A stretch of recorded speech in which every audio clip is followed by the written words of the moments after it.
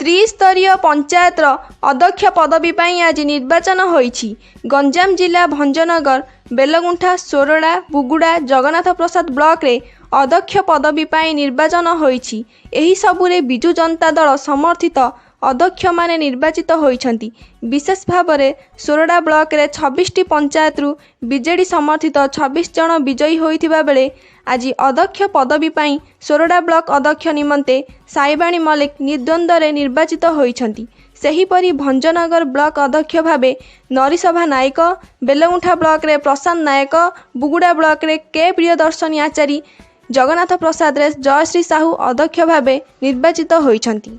आमर अध्यक्ष निर्वाचन थिला आम भंजनगर ब्लॉक रे आउ नूतन अध्यक्ष आज बछा है जययुक्त होती एवं विशेष कर मु धन्यवाद ज्ञापन करी श्रीजुक्त विक्रम केशरी आरुख को एवं ता साथ साथ मोर समिति सभ्य वृंद एवं समिति सभ्य वृंद समस्त आज मो सांगे सहयोग भाव मो सहित मिलमिशि आज मत स्थान रखा से हार्दिक कृतज्ञता ज्ञापन करुच्छी। गर्व अनुभव करुच्छी मुझे आज मत एत सुंदर लोक सेवा करने लोकंर उन्नति करने आज सुजोग मिली आ निश्चय से आम माननीय मंत्री श्रीजुक्त विक्रम केशरी आरुख सहायता मु निश्चय रूपे से सब उन्नति कार्य गुड़ाक करी। जी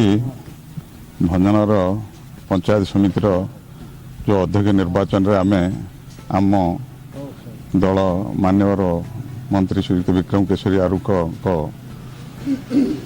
संगठन रे आम जो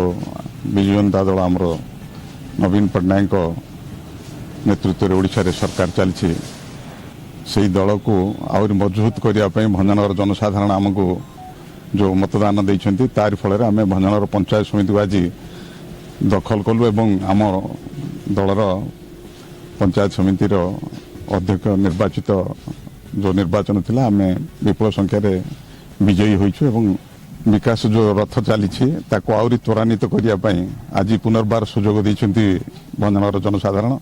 एवं आज आम आमर अध्यक्ष प्रार्थी विजयी होइछंती आमर नरी सभा नायक। आमर सोरडा ब्लॉक रे 26 पंचायत रु 26 पंचायत समिति दिग्विजयी करछि विजु जनता दल हाथ अच्छे आज अनकंटेस्टेड सोरडा ब्लॉक चेयरमैन है सहित बेलुंठा ब्लॉक रो भी अनकंटेस्टेड चेयरमैन होइछि।